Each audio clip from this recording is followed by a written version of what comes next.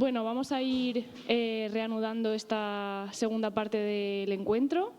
Ahora nuestros dos compañeros de la comisión, Álvaro, profesor de FP, y Milena, de secundaria, van a dar un taller práctico para poder concretar como en una especie de caja de herramientas todas estas ideas tan interesantes que nos ha dicho Miguel Urbán. Bueno, pues nada, buenos días de nuevo a todos y a todas. La verdad es que ha sido un placer esta primera mitad de la mañana con Miguel haciendo un diagnóstico tan certero, tan agudo de la situación. Y claro, ahora pues nos toca el papel complejo de intentar aterrizarlo en cómo demonios solventamos este desaguisado como profas. Entonces, este es un poco el espíritu de esta parte de la mañana, ¿no? Una vocación más práctica desde la experiencia vivida, en este caso por una profesora de secundaria y por un profesor de FP básica, que soy yo, y pues si hacía falta aclarar. Y entonces, bueno, vamos a acotar primero un poquito qué es lo que vamos a abordar exactamente de las muchas capas que tiene esta cebolla compleja y luego vamos a ir a casos prácticos en el aula, dar herramientas concretas e intentar hacerlo lo más útil para vosotros y vosotras, ¿vale? Entonces, bueno, lo primero de todo, ¿en qué nos vamos a centrar de las muchas formas que adopta el odio, el negacionismo hoy en día, siendo de ecologistas en acción? En la que nos vamos a centrar es en esta que llamamos nosotros negacionismo ecosocial. Claro, negacionismo ecosocial a lo mejor es un palabra muy complejo, pero que sirve para decir o delimitar toda negación de un sistema en crisis en sus múltiples expresiones, sea por la negación de los límites planetarios, por la negación de las desigualdades. Y bueno, al final, este tipo de negacionismo es un negacionismo que es un paraguas para un montón de formas de odio que vemos en nuestras aulas. Formas como la porofobia, que para quien no lo sepa es como este rechazo a la gente pobre o a las clases populares, el neocolonialismo, el racismo, el machismo, la apología del extractivismo y de cómo está construido este sistema, ¿no? y de las desigualdades en general, ¿no? Bueno, Mile y yo, evidentemente, tenemos una visión muy situada. No vamos a abordar, a lo mejor, una perspectiva tan funcional para profes de primaria o para profes de nivel universitario, pero sentimos que aún así muchas de las cosas que vamos a tocar serán útiles para esos niveles educativos también. Luego habrá un debate, un espacio posterior más práctico por grupos, donde a lo mejor la gente de otros niveles pueda poner de relieve un poco lo que es más pertinente para ellos y para ellas, ¿no?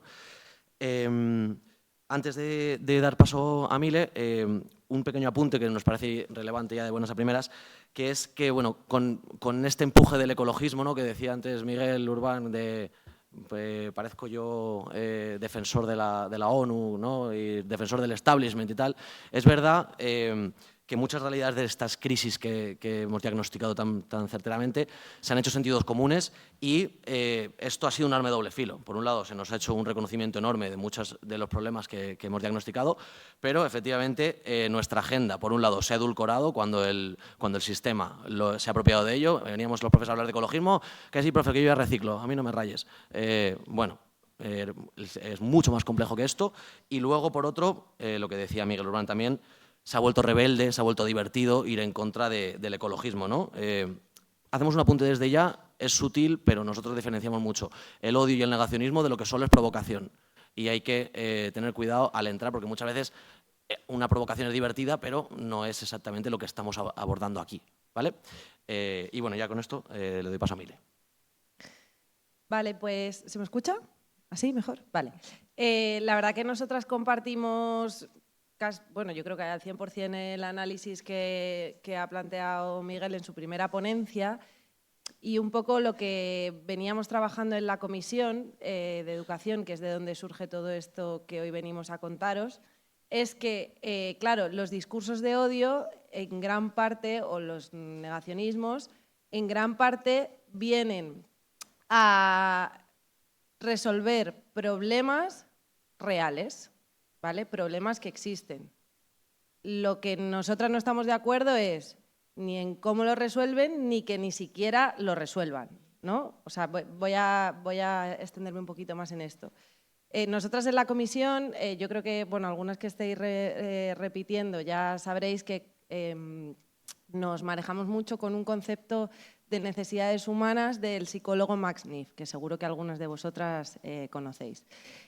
Lo que nos sirve este esquema para entender es que cuando hablamos de necesidades humanas, de lo que los humanos necesitamos, ¿vale? Pues podríamos pensar, esto evidentemente abre un debate y si aquí hay antropólogos y antropólogas, pues seguro que tendrían mucho que contestar, pero en realidad es una clasificación que nos sirve para ver que podemos pensar que los seres humanos tenemos necesidades básicas que son más o menos comunes para todo el mundo y que en realidad las propuestas políticas lo que están respondiendo es a distintas maneras de resolver esas necesidades, ¿vale? Yo creo que esto va mucho en la línea de lo que ha hablado Miguel antes.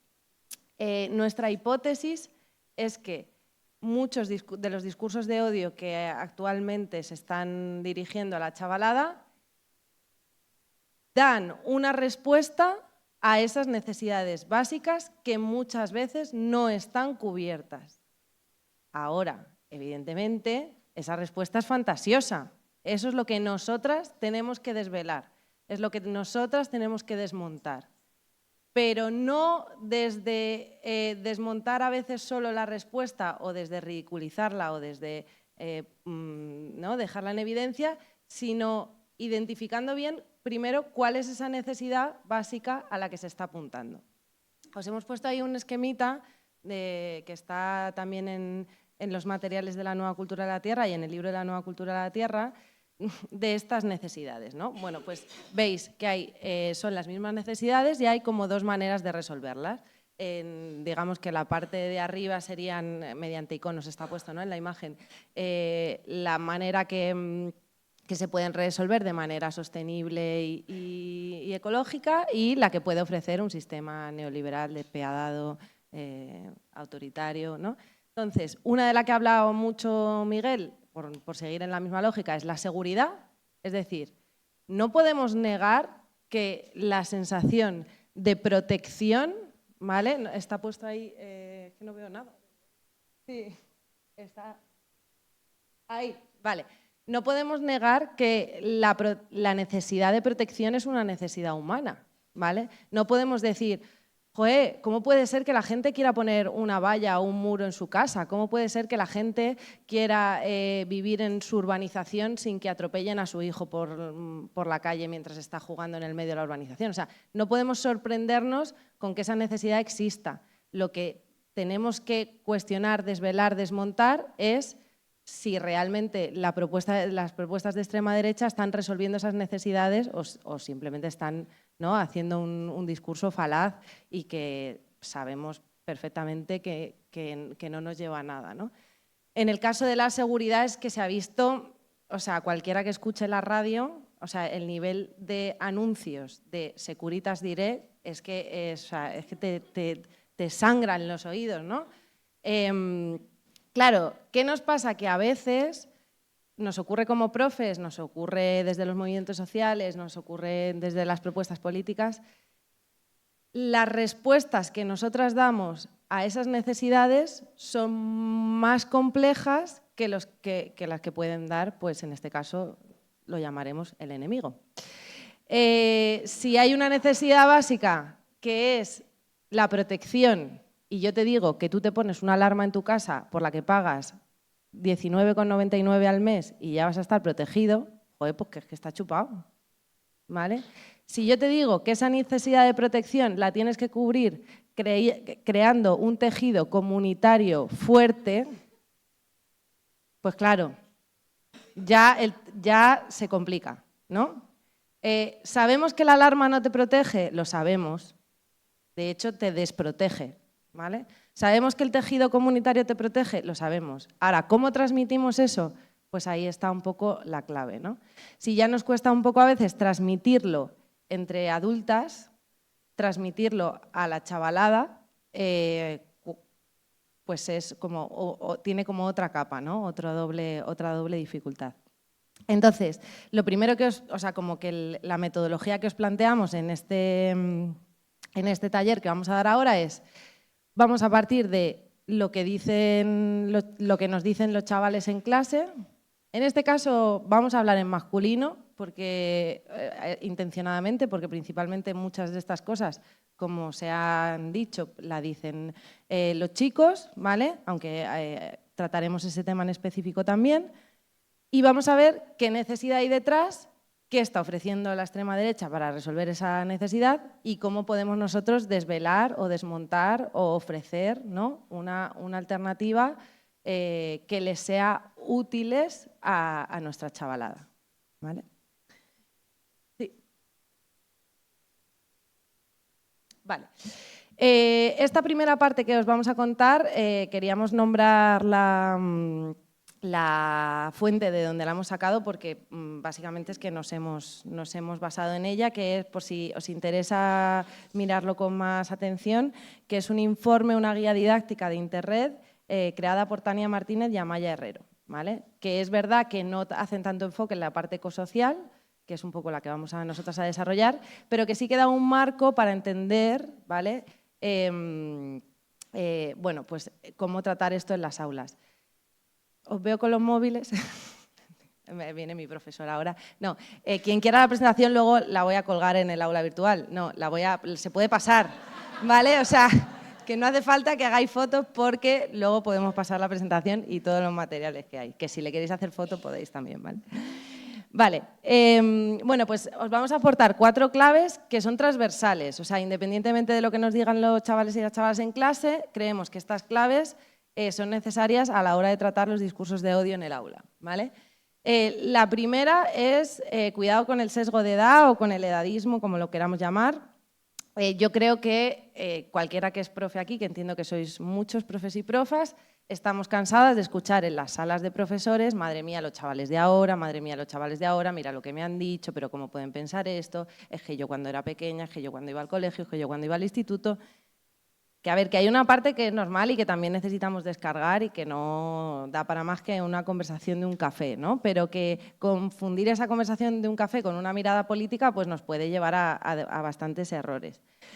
No, los jóvenes de hoy en día es que no es que sean especialmente malos, ni especialmente desmovilizados, ni especialmente... No, los jóvenes de hoy en día tienen una situación histórica diferente a la nuestra y cuanto más edad nos llevamos con ellos, pues más diferente es.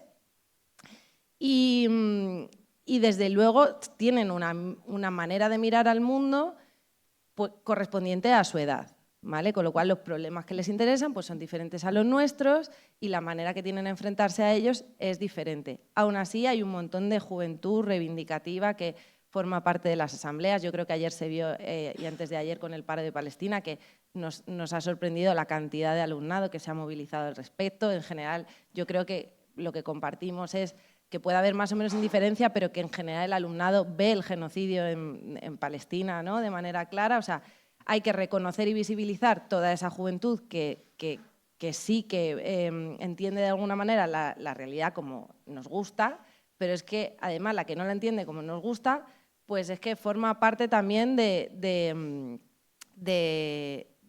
una realidad que es que nosotros somos 2 etapas madurativas muy diferentes confluyendo en un sitio como es el aula, ¿no? Y es que inevitablemente, pues si tienes 50 tacos o si tienes 30 o si tienes 15, pues tu manera de acercarte al mundo es muy diferente. Esto que estoy diciendo a lo mejor parece una tontería, pero es que se nos olvida, es normal, porque todos los días nos enfrentamos a alumnado y al final pues también eso te cansa o te quema y a veces dices, pero ¿cómo no? Pero hay que tener esa paciencia, esa tranquilidad y evitar ese sesgo de edad. Yo he llegado a escuchar en salas de profes compañeros decir que es que ahora los jóvenes no se compran una casa porque no quieren. De gente de izquierdas, o sea, sindicatos afines. Y es como, pero si es que, o sea, ¿cuánto te costó a ti una casa en tu momento y cuánto cuesta una casa ahora? O sea, como que eso, como que no podemos... pensar que lo que a nosotros nos hizo llegar a las posiciones políticas de hoy es lo que les va a hacer llegar a ellas, ¿no? Como que con eso tenemos que tener como mucha paciencia. La segunda clave que también ha nombrado Miguel, que es una pena que no se ha podido extender y yo creo que a lo mejor tenemos que hacer un encuentro de ecología y educación 2 porque yo creo que es muy interesante, es la parte de los referentes y las redes sociales. Yo no sé si habéis hecho la prueba en vuestras aulas, seguro que sí. Cuando se van de vacaciones, llegan las vacaciones de Semana Santa, les preguntáis ¿cuántas horas habéis estado con el móvil? No sé si lo habéis hecho. Yo tengo alumnos que me dicen entre 8 y 10 horas al día en vacaciones. Eso quiere decir que durante el día no están esas horas porque están en el instituto y se lo quitamos o se lo prohibimos. Pero que esa es la potencia de las redes sociales hoy en día. A lo mejor 8 o 10 son una minoría, ¿vale? Pero hay estudios que dicen que de media de 1 a 2 horas al día, ¿vale? Claro, eso es un choque, yo creo que eso es evidente, ¿no? Que también lo sabemos todos, eso es un choque increíble para aquellos que ni siquiera tenéis redes sociales o para aquellos que le dedicamos 20 minutos al día, ¿no? Y además ya sabemos que el algoritmo de las redes está súper derechizado, que además les muestra determinadas cosas, o sea, como que todo ese mogollón que nos genera mucha angustia como adultas y que sabemos que produce muchas cosas, como que nuestra propuesta es que no podemos obviarlo. Que aunque nos dé mucha pereza, aunque no nos apetezca nada, no podemos obviarlo. O sea, tenemos que saber que eso existe, tenemos que saber qué se dice en esos lugares, tenemos que incluso participar de esos lugares, tenemos que ver un poco ¿no? Cómo nos relacionamos con eso, pero no puede ser, y yo lo digo desde que personalmente me da una pereza que me muero, pero como que hay que entrar ahí, porque ahí es donde se generan gran parte de sus referentes y de sus discursos, ¿no? Entonces, bueno, algunas de las cosas que vamos a trabajar más adelante pues parten también de ahí. La tercera clave es que tenemos que amoldar nuestro vocabulario, ¿vale? Y ahí podéis ser también todo lo críticas que queráis con nuestros materiales educativos, porque sabemos que tenemos que seguir trabajando en adaptar el discurso, ¿no? Nuestros discursos políticos a conceptos que la chavalada entiende, ¿no? Porque sigue siendo muy complicado explicar la crisis ecosocial, la crisis ecológica a gran parte de nuestro alumnado. Y la cuarta clave sería que sí o sí, para trabajar estos discursos de odio, el aula tiene que ser un espacio seguro y de confianza. No puede ser un espacio de debate, no puede ser al rojo vivo, no puede ser, no puede ser yo voy a contraargumentar lo que dice mi alumno y entonces como que se genera una especie de situación en la que mi alumno y yo venimos a representar las posiciones mediáticas que hay fuera del aula y venimos a ver quién da el argumento más punzante, ¿no? El argumento más certero. No. El aula tiene que ser un lugar de escucha, de tranquilidad, en el que se puedan decir cosas, aunque nos sangren los oídos, y en el que tenemos que, con paciencia y tranquilidad, desmontar eso poco a poco, pero que las alumnas no sientan que se tiene que parecer lo menos posible a un plato de televisión, ¿vale?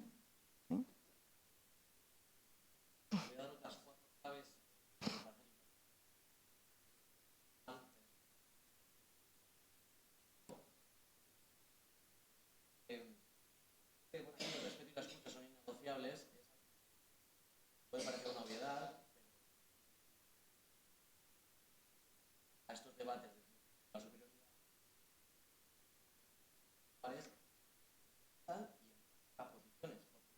porque sentirte humillado y más cuando tenemos una posición de autoridad que claro, eso para un alumno puede ser hasta traumático, ¿no? Entonces sí que nos parece que hay que volver a fórmulas del estilo yo también he sentido eso, tienes razón en que tal, pero o yo tampoco quiero que ocurra esto, pero ¿no? Bueno, como fórmulas de escucha activa y de recepcionar algunas de las cosas que se dicen y devolverlas de una forma más tierna, ¿no? Más en este momento donde tener razón no es suficiente. Y esto lo hemos aprendido también en la charla de Miguel.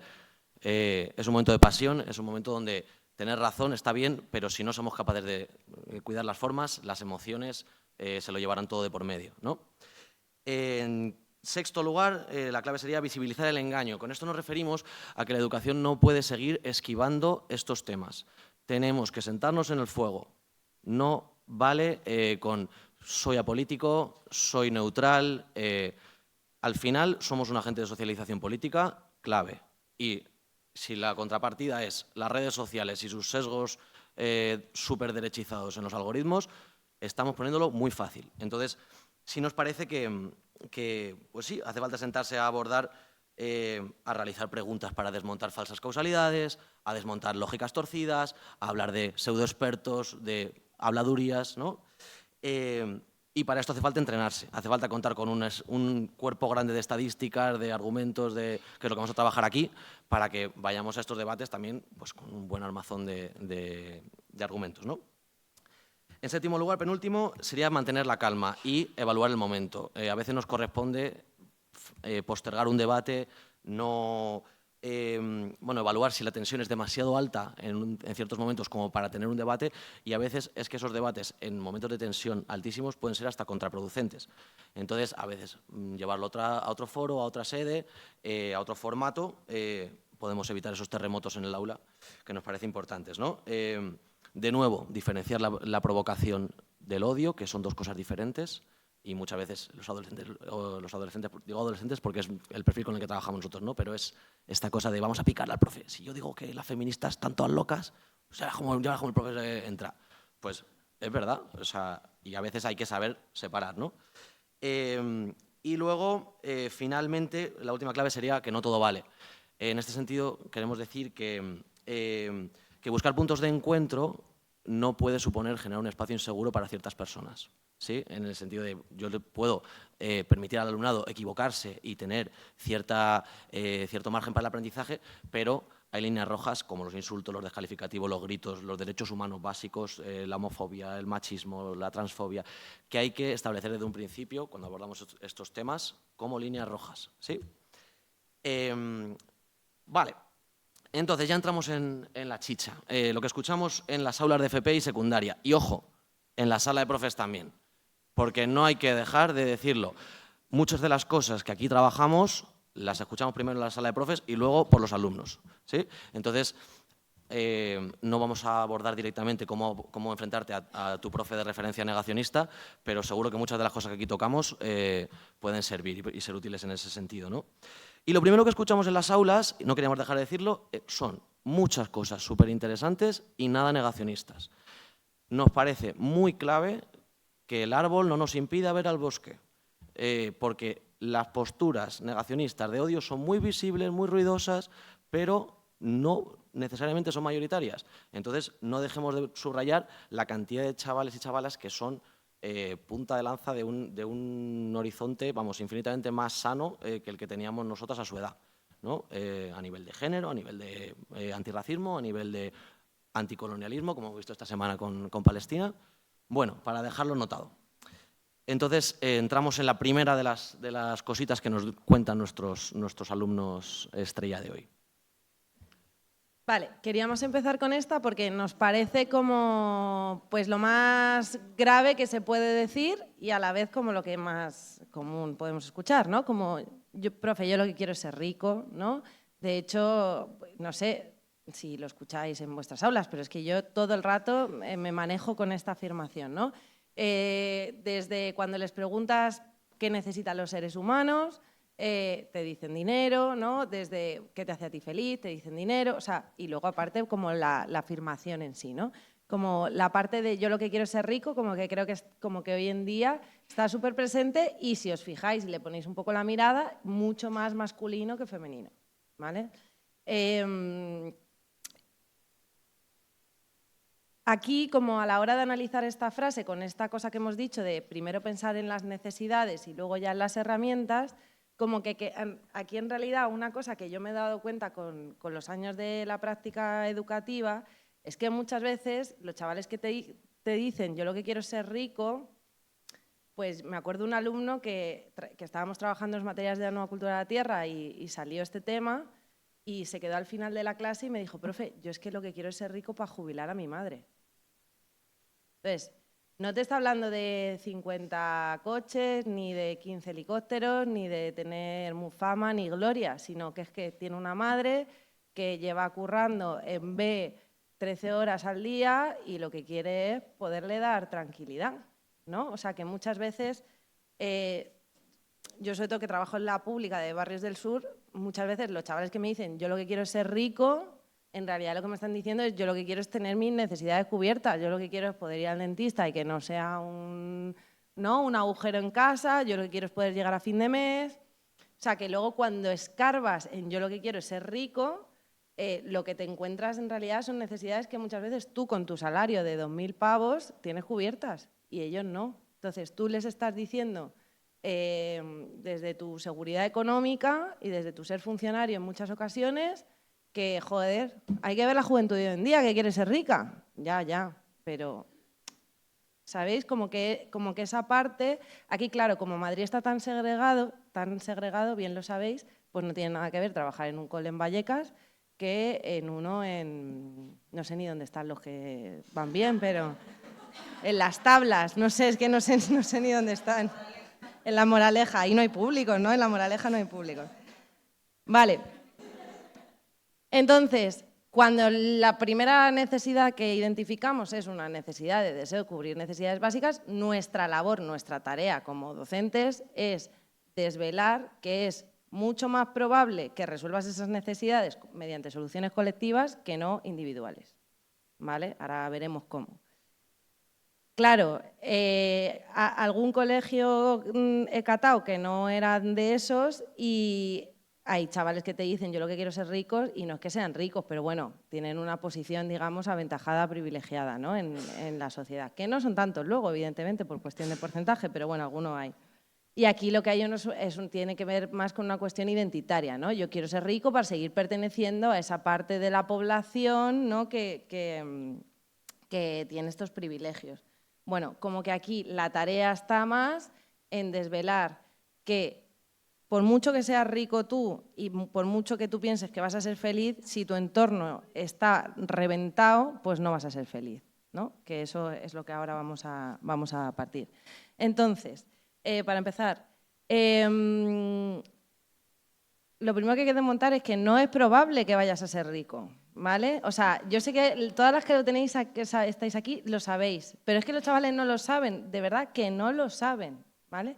Y sobre todo los chicos, o sea, que esto es un problema súper masculino.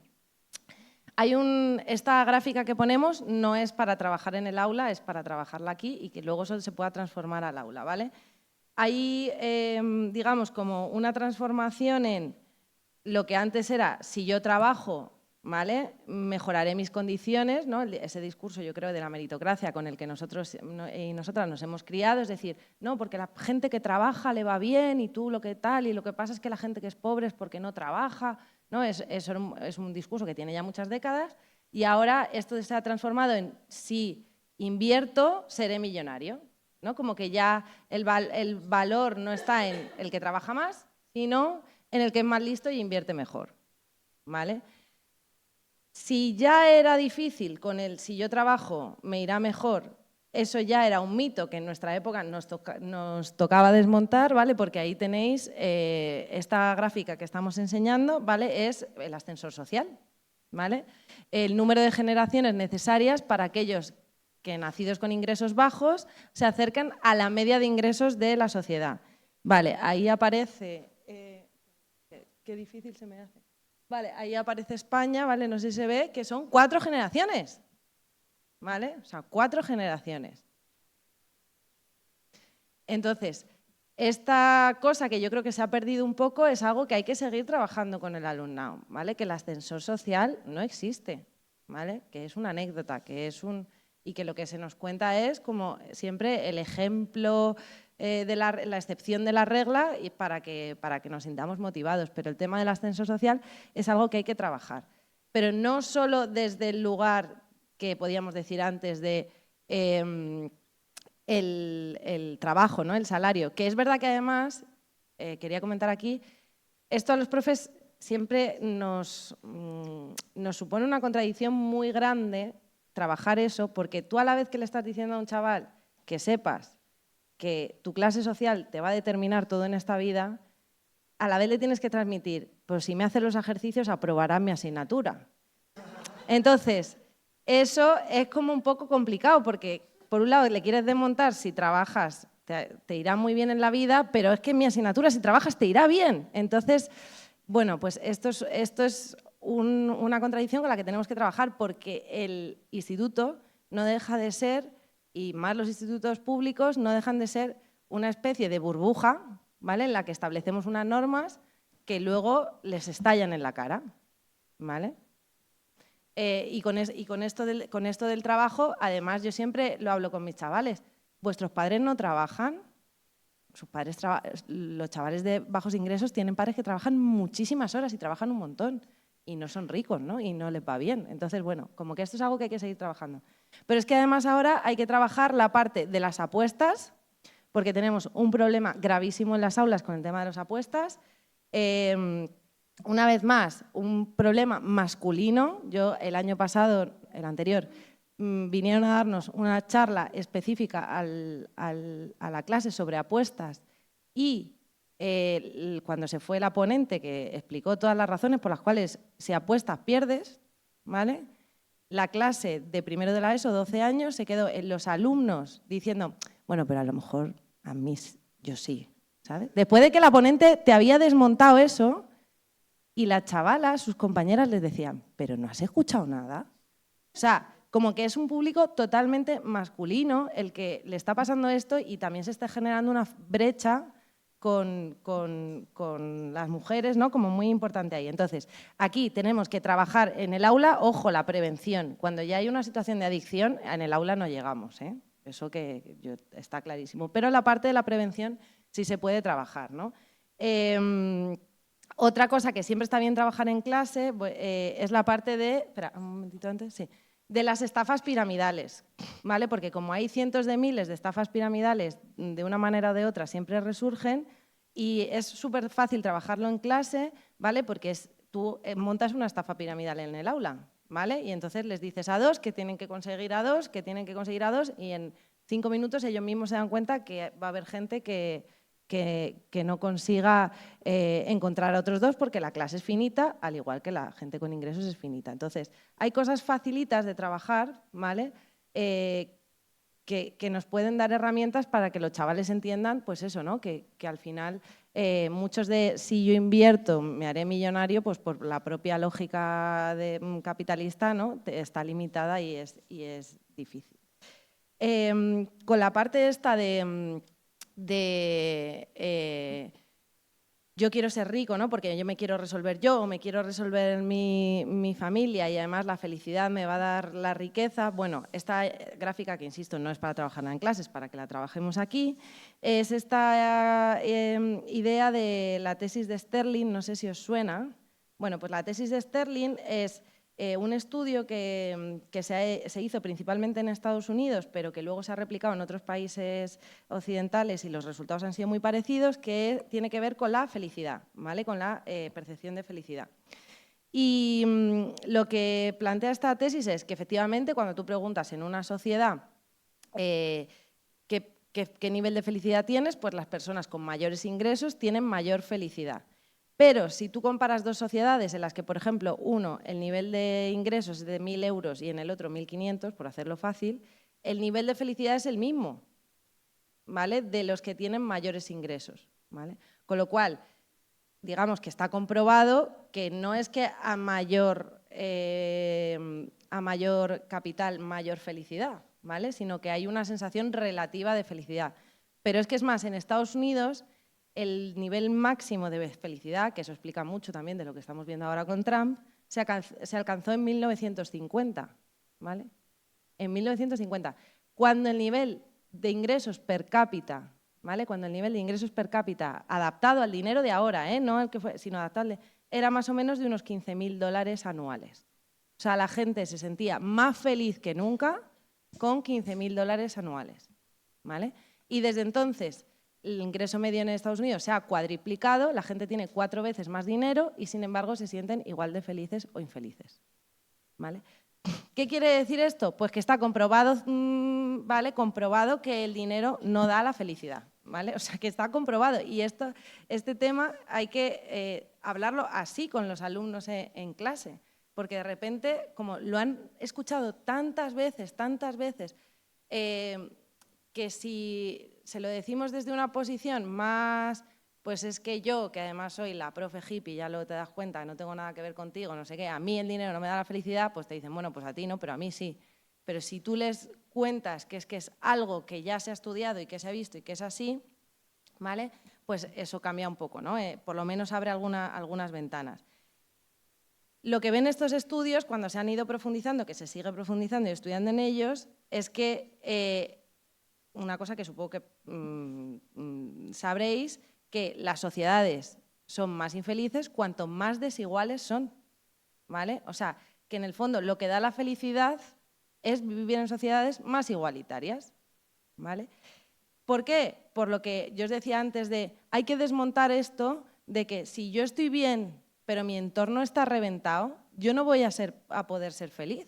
Porque si yo estoy bien, pero mi entorno está reventado, pues efectivamente tendré que vivir en una casa con 50 muros, me dará miedo que mis hijos salgan del muro porque pensaré que les van a robar o que les van a atracar o que les van a matar, ¿vale? Porque no tendré un sistema de salud que me permita, si me pasa cualquier cosa, que me sostenga, porque habrá mayor delincuencia. Es decir, por mucho que yo me proteja, ¿vale? Protegerme yo no me va a proteger ni me va a dar la felicidad, ¿vale? Esta es como un sentido común que desde luego llevamos, yo creo que ya bastante tiempo perdiendo, y es en al que tenemos que volver a bajar, pero bajar al barro, o sea, bajar al debatir y al explicar las cosas más, ¿no? más evidentes, pues desde eso, ¿no? Desde si yo planteo un modelo de vivienda cerrado, ¿no? De urbanización en el que todo pasa dentro, ¿qué queda fuera? ¿Qué pasa cuando salgo de esa urbanización, cuando tengo que salir, ¿no? Y nada, pues aquí os dejamos como algunos estudios que ya os digo que no son para trabajar con los alumnos, a no ser que deis economía en bachillerato, que entonces sí, sino que es más como para darnos a nosotros argumentos para poder luego trabajar con ellos en la clase. De nuestros materiales que no hemos avisado, pero que claro, que muchos de los materiales que os vamos a traer pues, forman parte de los materiales de la nueva cultura de la tierra que tenéis en la mesa, ¿vale? Que sabéis que tenemos de primaria, de secundaria, acabamos de sacar unos de formación profesional que no están ahí, pero están en el enlace en el QR y que están en gallego, euskera, catalán, por si hay alguien que está aquí de visita. Pues en realidad ahí os hacemos una propuesta que tiene que ver con trabajar con el alumnado lo que de verdad te importa. Claro, si tú planteas esto, hay muchas alumnas que te dirán el skincare y muchos alumnos que te dirán que el Madrid gane la Champions. Esto es así, pero bueno, por eso en el material luego la pregunta se va afinando, ¿vale? Y se van trabajando también algunos conceptos que hay que trabajar porque vienen en la programación, ¿vale? Pero que tienen que ver con esto, con qué necesitamos y cómo podemos cubrir esas necesidades, ¿no? Incluso proponemos al final del material un felizómetro, ¿vale? Para que pensemos esas necesidades básicas humanas que os he contado al principio, para que el alumno dé sus propias propuestas de cómo se pueden cubrir esas necesidades de una manera, ¿no? Justa, sostenible. Y mi experiencia en el aula es que luego a las chavalas se les ocurren cosas bastante guays. O sea, que en general no es que lleven cada uno un pequeño fascista dentro, es que cuando tú pones un poco las preguntas y afinas las preguntas, pues ellas mismas, que además están en un momento muy utópico y muy guay, muy abierto, llegan a conclusiones chulas. Vale, pues la siguiente que queríamos repasar de estas voces negacionistas o bueno, de este estilo que escuchamos en el aula es esta de quien tiene mucho es porque se lo merece, ¿no? Quien tiene mucho, y nosotros añadimos, y contamina mucho, es porque se lo merece. Claro, esta es evidentemente algo que está muy relacionado con lo que acababa de contar Mile y tiene que ver con la cultura meritocrática neoliberal que tenemos arraigada en las entrañas, citando a los zapatistas, y es, bueno, pues en las aulas se está traduciendo en un individualismo muy bestia y un malentendimiento de qué es la libertad, ¿no? A mí me gusta mucho la frase que dice libertad sin responsabilidad es liberalismo, ¿no? Que así como que nos ubicamos de qué hablamos cuando hablamos de libertad. La adolescencia es la época de la libertad por antonomasia, es el valor más importante. Y a un adolescente le privas de libertad y de verdad hay una reacción visceral de decir, me puedes privar de justicia social, pero de libertad no me la toques, porque es un momento clave de definición de la identidad. Entonces, asumimos esto, ¿no? Que hay una dificultad ahí con la cuestión identitaria. Luego también tenemos una dificultad con los referentes. Si tú criticas a una persona rica que es un referente, a Neymar, a Georgina, a quien sea, el adolescente no solo compra los regates que hace Neymar en la banda, sino que compra los anillos de diamantes, el jet privado y el chalet, no sé ni dónde tiene un chalet Neymar, bueno, me entendéis. En todo caso, nos parece que hay que diferenciar aquí de nuevo quien hace apología de la irresponsabilidad y de la injusticia de quien está con miedo a perder sus libertades, las pocas que tiene, sobre todo quien ha conocido la privación, la pobreza, la escasez en su entorno, ¿no? A mí bueno, sin que sirva precedente, voy a citar un tuit de Vox, porque me parece que es muy revelador, dice el tuit de Vox. No quieren que comas carne, no quieren que te vayas de vacaciones, no quieren que cojas el coche, no quieren que tengas una casa en propiedad. Claro, joder, son muy hábiles, son muy buenos. O sea, yo leo eso siendo adolescente y digo, pues toda la razón. Estos cabrones, ¿no? Y ese es, bueno, es revelador del miedo que hace avanzar el odio, ¿no?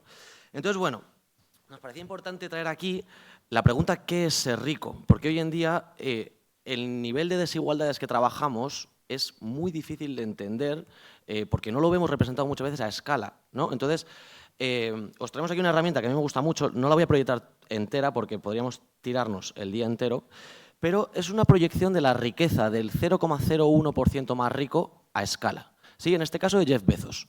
Entonces, aquí te representa, pues fijaos, este puntito son $1.000, ¿no? Este cuadradito son $63.179, el ingreso medio de una familia en Estados Unidos. Este cuadradito es $1 millón y estos son 1.000 millones de dólares. Vale, y ahora empezamos con la riqueza de Jeff Bezos. En este momento el segundo hombre más rico del mundo porque ahora ya la ha adelantado Elon Musk. Empezamos a tirar para la derecha.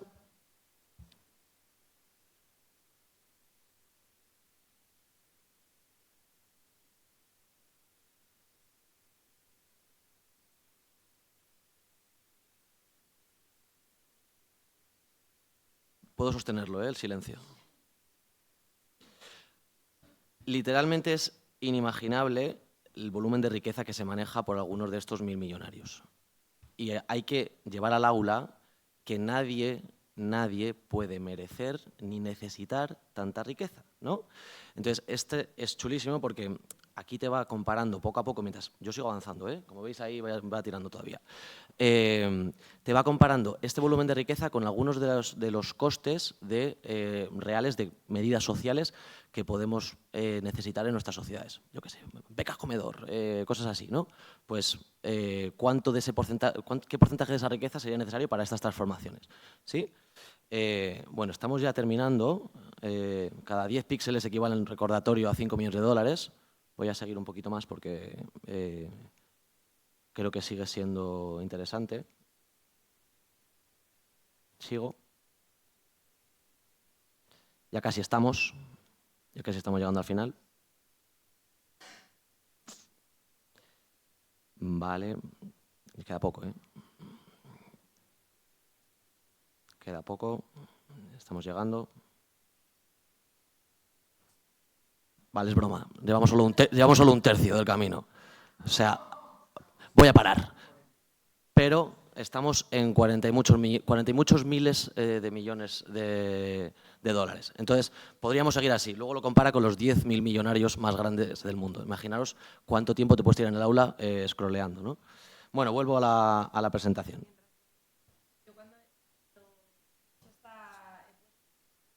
Pongo siempre porque me parece, que es como un deber. Siempre los chavales, el que te decía quiero ser rico, y además yo lo oigo que no es que me lo digan a mí, que se lo hablan entre ellos, dicen, yo no, ¿para qué quiero tanto? O sea, siempre, no conozco a ni un solo alumno que me haya dicho, ah, no, claro, eso es lo que yo quiero.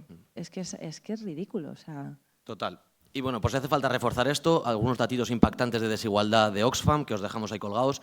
Hoy en día el 1% más rico de la población tiene tanto como el 95% restante. Hay 8 hombres, y digo hombres porque son chicos, que acumulan tanta riqueza como 3.600 millones, es decir, la otra mitad de la población mundial. Si Elon Musk, esta me encanta, si Elon Musk gastara $1 millón diarios, tardaría unos 650 años en agotar su patrimonio, que es maravilloso. Y luego en Estados Unidos los ingresos del 50% más pobre de la población se han congelado en los últimos 30 años, mientras que los del 1% más rico han aumentado un 300% en el mismo periodo.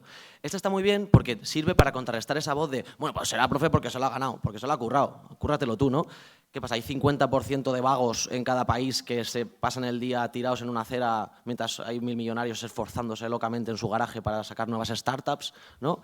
Pues, bueno, no es así, evidentemente, ¿no? Y esto hay que ponerle nombre y apellidos. Esto se llama neoliberalismo, se llama capitalismo neoliberal y es un sistema que sistemáticamente beneficia a los ricos. Y hay que denunciarlo, también en las aulas. Finalmente, en esta parte, contaros un par de gráficas que a nosotros nos encantan en Ecologistas en Acción, las ponemos siempre que podemos en todas partes. Son dos gráficas sobre desigualdad materializada en impacto ecológico. Hoy en día, el 10% más rico de la población provoca el 50% de las emisiones de gases de efecto invernadero. El 50% más pobre de la población provoca menos del 10% de los gases de efecto invernadero. Dejemos de hacer señalamientos individuales a si esta persona coge el coche o deja de coger el coche, sobre todo en entornos obreros. Hay que señalar sistemáticamente los modos de vida de los privilegiados. Entonces, esto sirve muy bien para ponerlo negro sobre blanco. Sí, una última. El tema de la cultura de los impuestos. Además, con los youtubers todos yéndose a Andorra nos viene muy bien porque los chavales como, profe, yo cuando sea rico me voy a ir a Andorra y me voy a poner ahí también a evadir impuestos. Claro, muchos no saben ni lo que es un impuesto. Entonces, hay que hablar de cultura fiscal, hay que hablar de para qué sirven los impuestos y de cómo el escaqueo de las grandes riquezas, las grandes fortunas, las multinacionales, nos afecta a todos. Este es un vídeo que os pongo, os dejo enlazado, es de Oxfam, de una campaña muy, muy chula. Es una pequeña metáfora que dice, entra un tío a un bar, y dice, tiene que meter la cuenta, pago la cerveza, y después de pagar la cerveza dice, sí, son 23 euros. Y dice, 23 euros una cerveza. Y dice, sí, es que es su cerveza y la de los 3 anteriores que no han pagado la suya. Y él dice, yo no voy a pagar esto, ¿no? Y dicen en Oxfam, vale, pues, ¿por qué cuando pasa con los impuestos sí alegremente lo abrazas y estás dispuesto a pagar mucho más impuestos por el escaqueo fiscal de quien tiene que pagar, ¿no? Bueno, una metáfora que me parece chula. Y luego, de Nueva Cultura de la Tierra, tenemos ahí un ejercicio muy guay, que es comparar tus hábitos de vida con los de Georgina o Jeff Bezos, o los de tu abuela, ¿no? Entonces, ¿cómo resuelve cada uno sus necesidades y con qué impactos ecológicos para el sistema Tierra?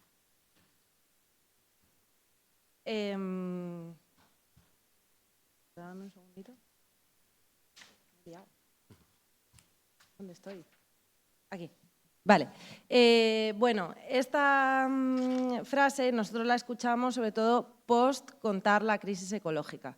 O sea, cuando le cuentas a los chavales que estamos en una sexta extinción masiva, que hay un cambio climático, que no sabemos lo que va a pasar, que cuando tal, pues hay muchos alumnos que dicen, profe, pues nos morimos todos y ya está. Claro, es fuerte escuchar eso de una persona de 15 años, porque es como un poco, ¿no?, antiintuitivo, ¿no? O sea, que siempre hay adultos que pueden ser más pesimistas y otros que menos, pero en general, ¿no?, como escuchar eso de la adolescencia como que impacta un poco. Hay una parte que tiene que ver con que te van a decir eso, les cuentes la crisis ecológica o les cuentes que tienen que hacer los deberes para mañana, entonces como que hay una parte de que pues la adolescencia es un esfuerzo, ¿no?, que está haciendo ahí el cuerpo por crecer, por mutar, por cambiar, eso es cansadísimo y entonces pues tienen una parte que están agotados simplemente de vivir y que eso les lleva también como una cosa muy nihilista, ¿no? Y aparte hay una cosa ahí de identidad, bueno, ya sabéis que la adolescencia es un momento como muy nihilista, entonces hay una parte que está bien, no hay que combatir, que se puede expresar en el aula y que no tiene más, ¿no? Lo que sí que preocupa de eso es lo que hablaba Miguel, o sea, la parte de venimos de unas generaciones en las que siempre imaginábamos que la generación siguiente iba a ser mejor que la anterior, iba a tener mejores condiciones que las anteriores y ahora estamos en un momento histórico que yo siempre les digo, y además es como el momento en el que suelto el taco y tal, de joder, qué putada ser vosotros, porque es que realmente, o sea, un momento histórico en el que tus adultos te están diciendo que no saben si va a haber planeta o que si va a haber agua o si va a haber biodiversidad, es que es una putada que no han elegido, ¿no? Y claro, pues esa parte sí que es más preocupante, ¿no? La parte de que pues, no vean salida, ¿no? No vean futuro. Es verdad también que en la adolescencia 3 meses es futuro.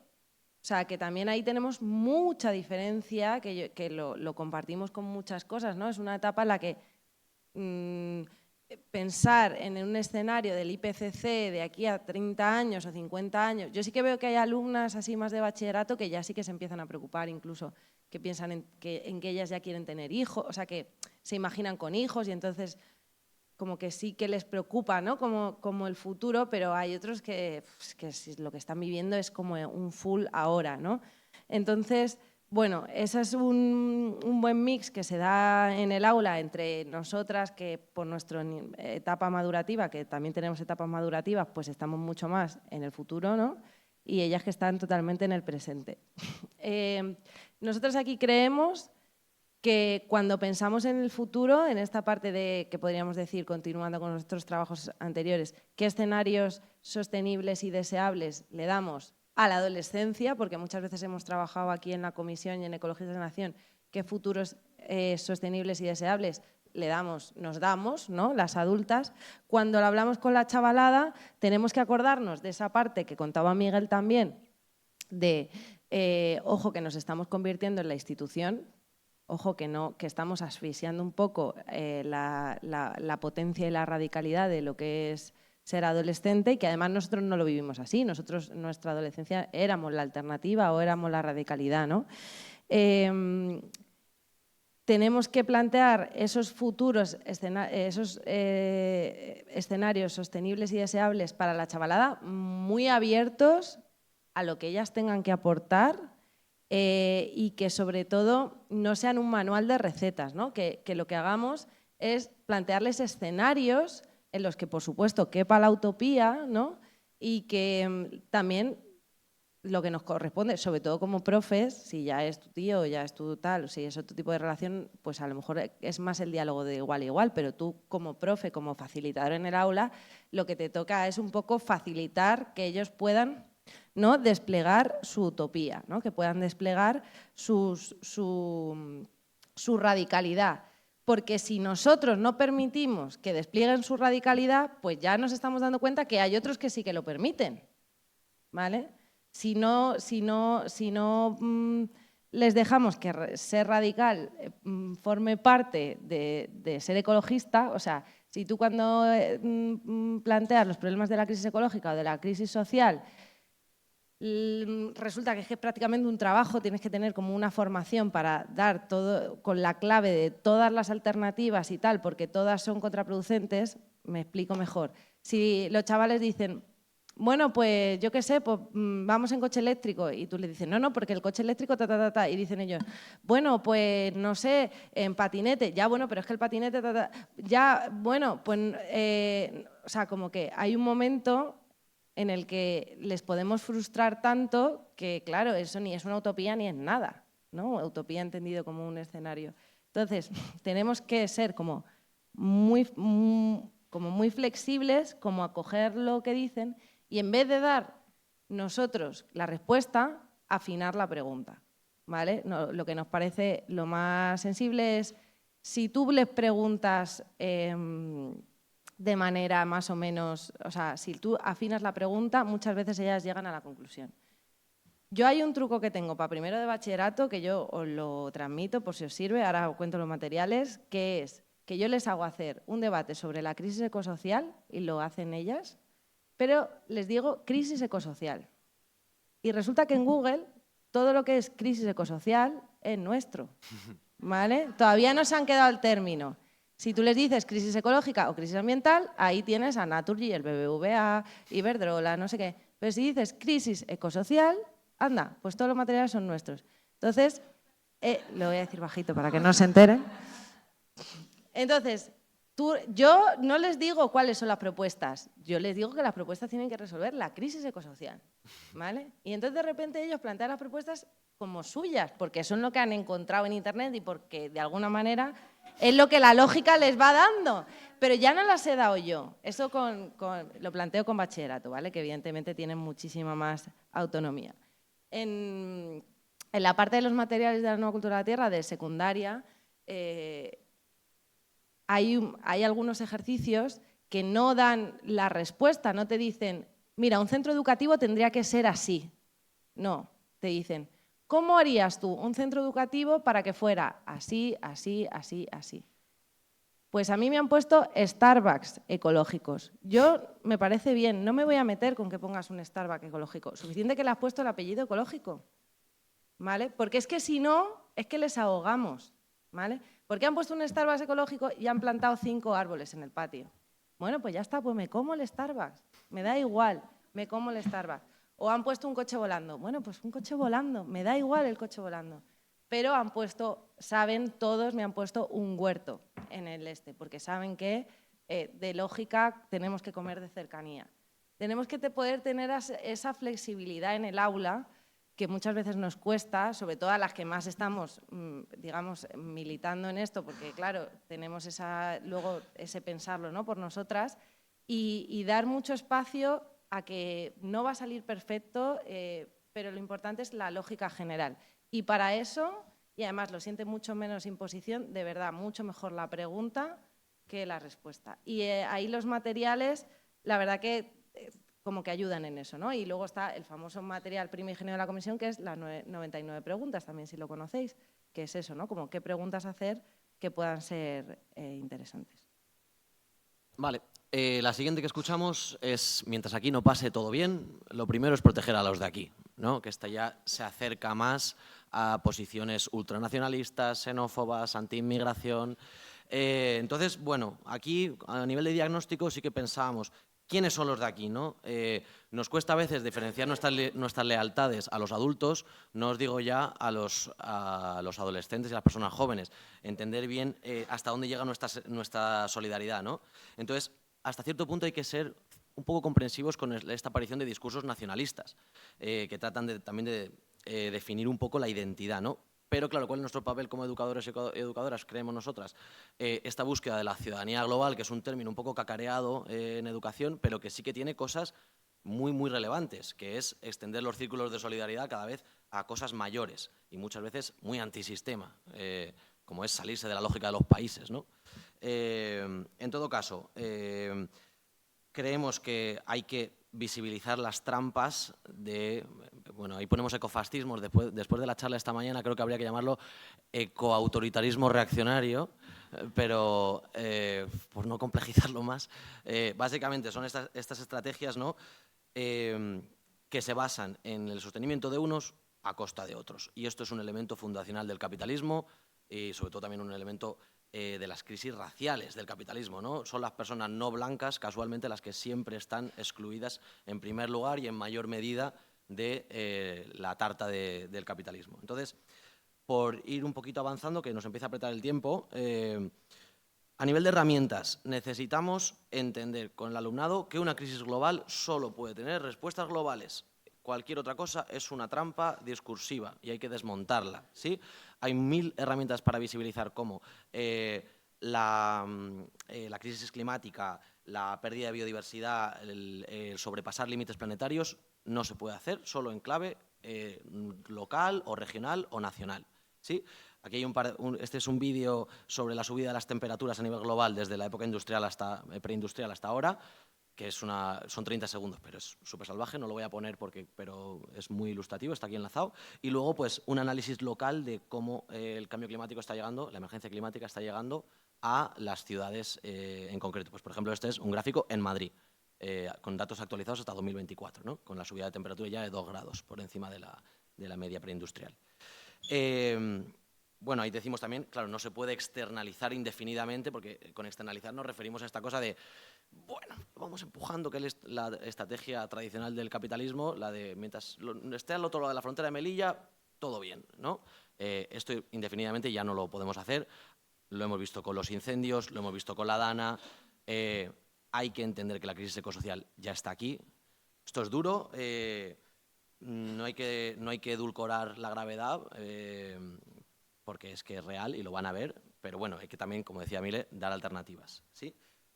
Y luego, a ver qué no me está pasando ahora, por alguna razón. Vale, y luego el tema de la antiinmigración, la xenofobia. Para mí esto es muy complicado de abordar y a mí me ha generado muchas dudas al hacer esta parte de la charla, porque claro, hay dos perspectivas aquí a trabajar. Una que se centra más en lo puramente estadístico, que es muy utilitaria, que es la de, oye, que es que los migrantes tienen un rol esencial que cumplir en nuestra sociedad, a nivel de seguridad social, a nivel de cuánto aportan para las pensiones, cuánto asumen trabajos esenciales para el sostenimiento de la vida, como son la agricultura o los trabajos de cuidados domésticos.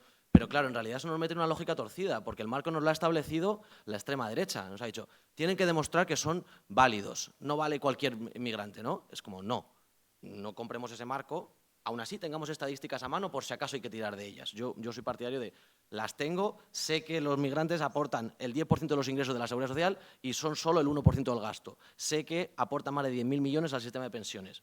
Sin ello las jubilaciones no existirían. Vale, pero la razón de verdad de luchar contra esto tiene que ver con esto, con la justicia histórica y la justicia ecosocial. Es decir, una mitad del mundo viviendo a costa de los recursos finitos de otras personas, y aquí os dejamos pues una serie de viñetas que lo reflejan bien, ¿no? Al final esto va de cuestionar alianzas y fidelidades. Necesitamos una conciencia de clase frente al ultranacionalismo. ¿A quién no nos podemos permitir? A Jeff Bezos, ¿sí? A este que vimos al principio de todo mientras scrolleábamos ahí durante media hora. Esas son las personas a las que no nos podemos permitir y hay que ir desmontando esas lógicas que enfrentan al último contra el penúltimo. Vale, yo voy a ir rápido también, que se nos está yendo el tiempo. Vale, otra cosa que nos encontramos mucho en la adolescencia, que es normal, pues que lo solucionen otros, ¿no? Que lo solucionen los políticos, que también hay algo casi de justicia, de pues es un problema que ha creado vuestra generación, que lo solucione vuestra generación.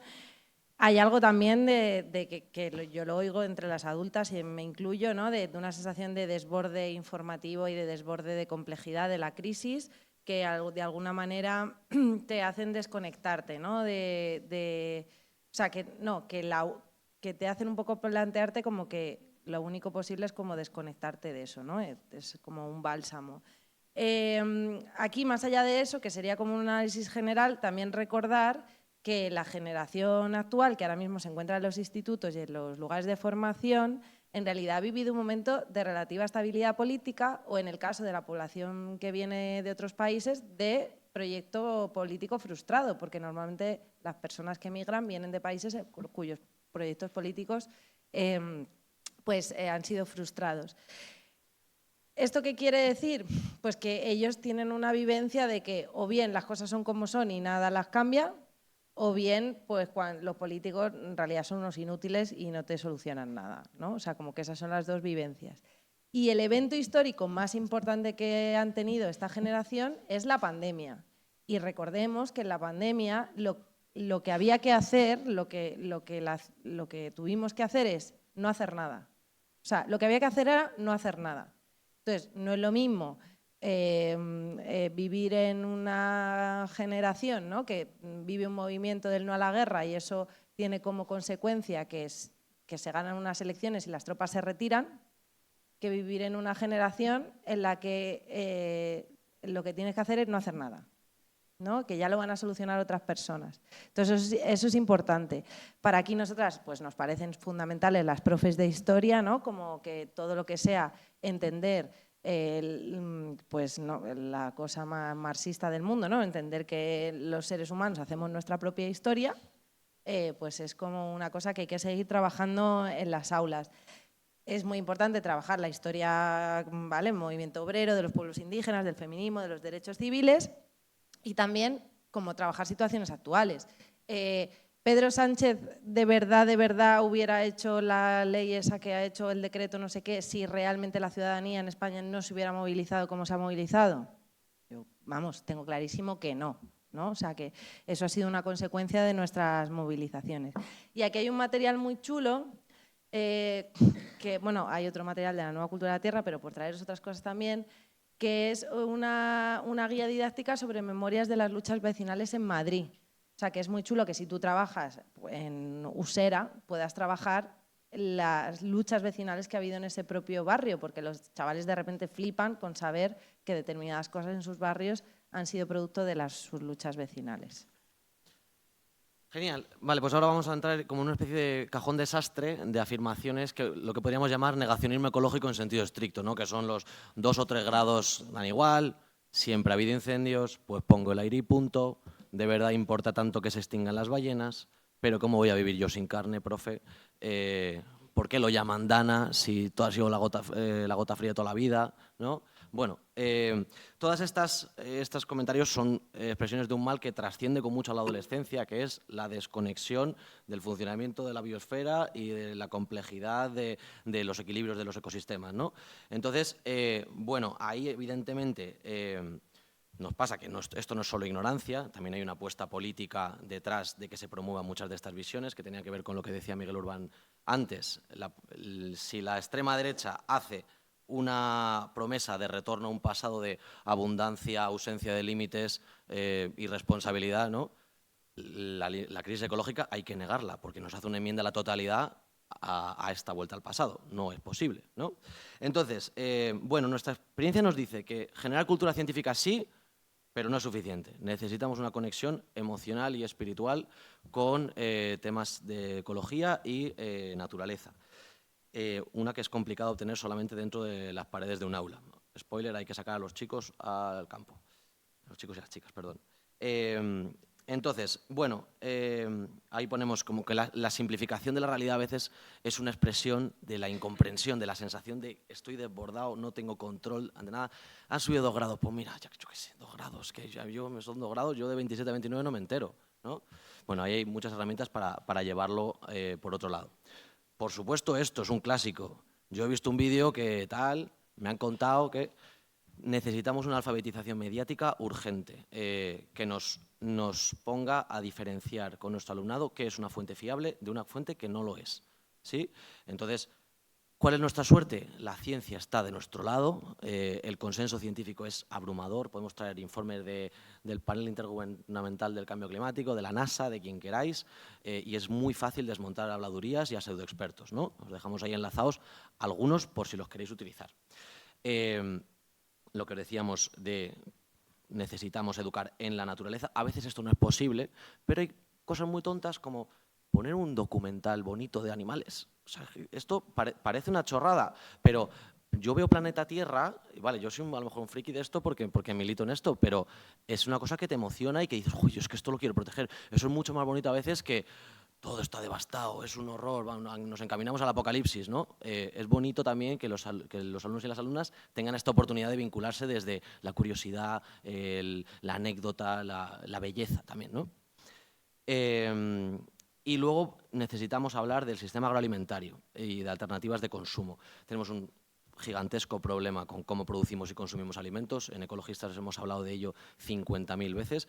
Tenemos muchos materiales de referencia. Ahí os enlazamos uno de FUEM, que es otra fundación que trabaja mucho estos temas, y os enlazamos también a una exposición fotográfica de un fotógrafo que se llama Santi Donaire, que se llama Hasta que la Tierra aguante, que refleja mediante fotos de España problemas como el maltrato animal, el desperdicio alimentario, la contaminación de acuíferos, la destrucción de suelos, los efectos de la agroindustria sobre la biodiversidad, bueno, y un largo etcétera, ¿vale? Perdón que estoy yendo rápido porque es que nos va apretando el tiempo. Y luego, pues, por supuesto, seguimos promoviendo la nueva cultura de la tierra, que tenemos 3 puntos dedicados. Uno, a mantener la biodiversidad, otro, a vivir del sol actual, es decir, abordar el problema energético que tenemos, y otro, de cierre de ciclos materiales, que tiene que ver con si lo que producimos se puede reintegrar o no en la naturaleza, que son bien guapos para abordar la complejidad de estos asuntos. Y la última, ya que os contamos, no me voy a detener en esto, es esta que la vamos a hacer rapidísimo para dedicar un rato al trabajo grupal. Sí, que es esta de ya estamos con la feminazis, ya están las feminazis con sus movidas. Dale, sigue, Mile. Vale, pues también guay porque Miguel ha hecho un poco la introducción, ¿no? O sea, está claro que una parte importante de este autoritarismo, ¿cómo era? Autoritarismo reaccionario. Tiene que ver con el antifeminismo, ¿vale? Y es como de alguna manera una reacción del patriarcado, ¿no? Ante el empuje de los feminismos, ¿no? A ver, claro, esto es un temazo, o sea, que es que daría para una por separado, ¿no? Para poder tratar una mañana entero esto. Entonces, solo vamos a dar unas pinceladas de nuestras intuiciones y luego ya, pues si hay que hacer eso, otras jornadas las hacemos. A ver, aquí hay claramente pues esto que tiene que ver con miedo a perder privilegios, ¿no? Y es súper interesante esto que ha contado Miguel, ¿no? Como esta sensación de el mundo se descontrola, pero joder, por lo menos yo puedo controlar en mi casa porque soy el hombre de la casa y es que encima me están quitando eso, ¿no? Como que esa parte es muy importante. ¿Qué vemos nosotras de ese contexto general en el aula? Bueno, yo creo que lo que vemos es que, o qué autocrítica nos podemos hacer, pues que le hemos transmitido ese peso a sujetos que aún no eran ni hombres. Es decir, yo me he visto talleres de género, o me he visto dando y viendo talleres de género sobre violencias machistas a niños de 12 años que todavía ni hablan con la niña porque les da vergüenza. O sea, ya no te hablo de, o sea, ¿no? Que están jugando con los legos.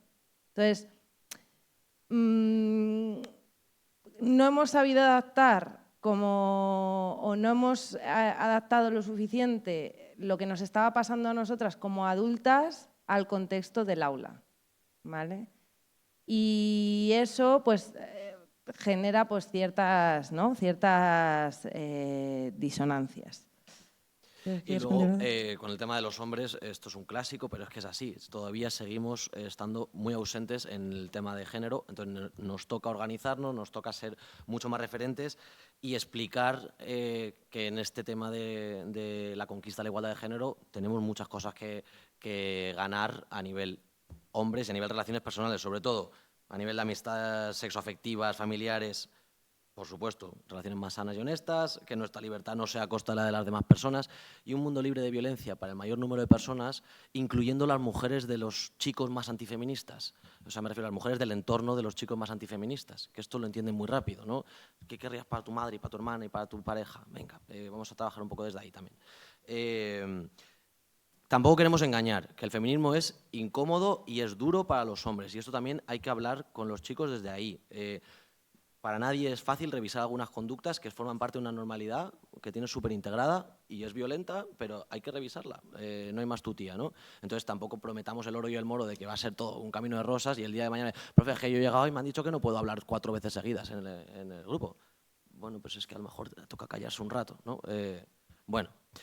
Entonces, a nivel de herramientas concretas, mencionarlas rapidísimo. Referentes masculinos, es más importante lo que hagan los profes chicos hoy en día con este tema que las profesoras chicas, porque estamos en esta cosa de la guerra de géneros, entonces los profes chicos tenemos que ser punta de lanza de la intervención en tema de género, es así, sentimos nosotros. Y, por supuesto, que hay que trabajar los referentes de redes sociales, ¿no? O sea, si no conocemos... Bueno, yo tengo a lo mejor unos que ya están obsoletos. Roma Gallardo, un tío hetero, un tío blanco hetero se llama, creo. Jordi Wild, estos ya están un poco obsoletos. Ahora hay nuevos que son los Jedis del antifeminismo. Hay que estar al día con esto porque son los que les están alimentando esas 3 horas que se tiran con el móvil por la tarde. Sí, y luego... como 2 apuntes también importantes, Justa Montero decía unos años cuando se presentaba la ley tan famosa de Irene Montero y la ley Solo sí es sí, que estábamos llamando a una ley de libertad sexual y de Solo sí es sí a una ley que lo que regulaba era la violencia, ¿vale? ¿Qué quiero decir con esto? Que el feminismo está haciendo un trabajo ingente, súper mega valioso, con frenar las violencias que nos atraviesan.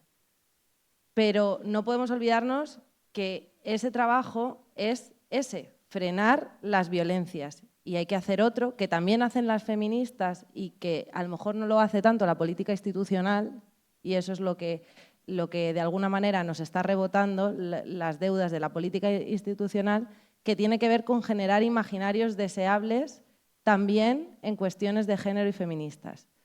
Y aquí, insisto, creo que es mucho más potente lo que sucede en el 8M que no en el Ministerio de Igualdad.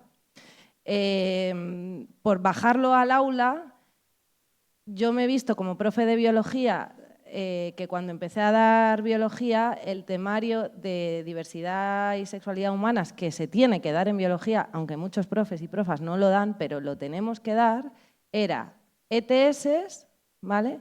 Y entonces ahora, ¿qué es lo que hacemos? Consentimiento. Estamos hablando de sexualidad desde la enfermedad y la violación.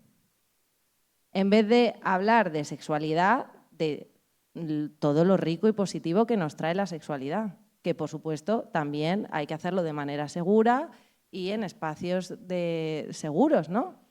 Pero ¿cómo pensar? O sea, los chavales dicen taller de género, taller feminista, ¿de qué me van a hablar? ¿De violencia?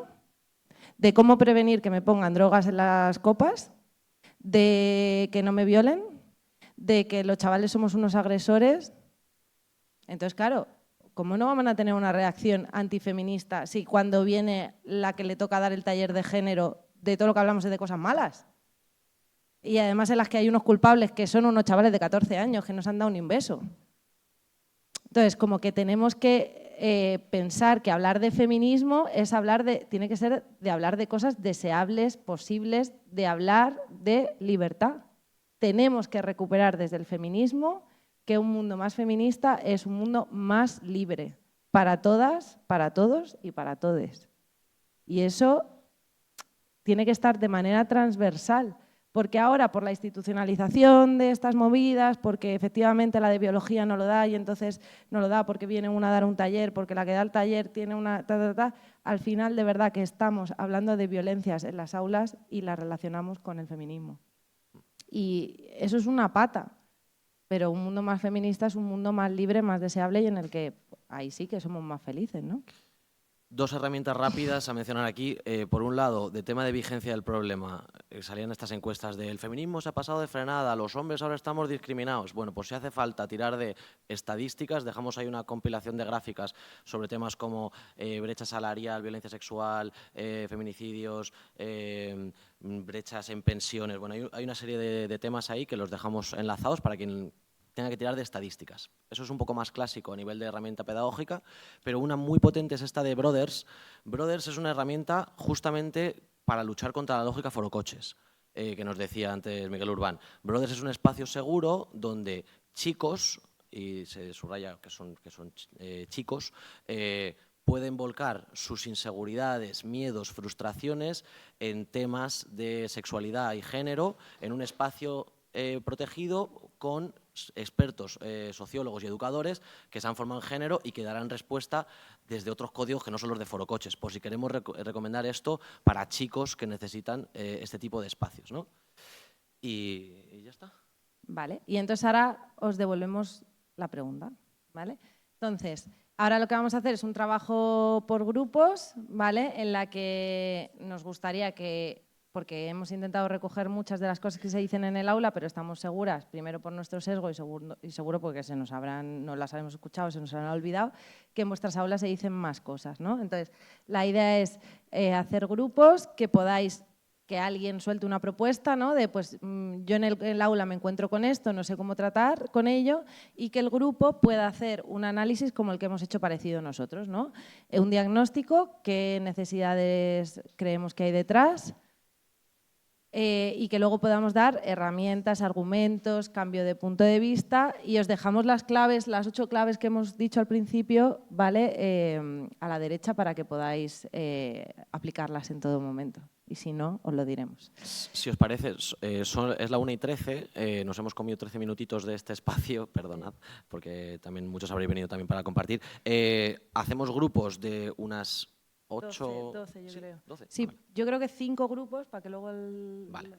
5 grupos de más o menos entre 10 y 12 personas, ¿vale? Os damos un papel continuo para poder apuntar y luego que una persona sea portavoza para luego una puesta en común que haremos al final sobre las 2 menos cuarto más o menos, de dejar media horita para esta parte de compartir y cuarto de hora para la puesta en común y luego cerraremos con la música que tenemos Os invitamos fuertemente que os quedéis hasta el final porque la actuación del final es lo que, cuando hablábamos de corazón y tal y no sé qué, es lo que nos va a hacer irnos de verdad de aquí contentas, Sí. ¿vale? La parte musical. Y muchísimas gracias. Muchas gracias.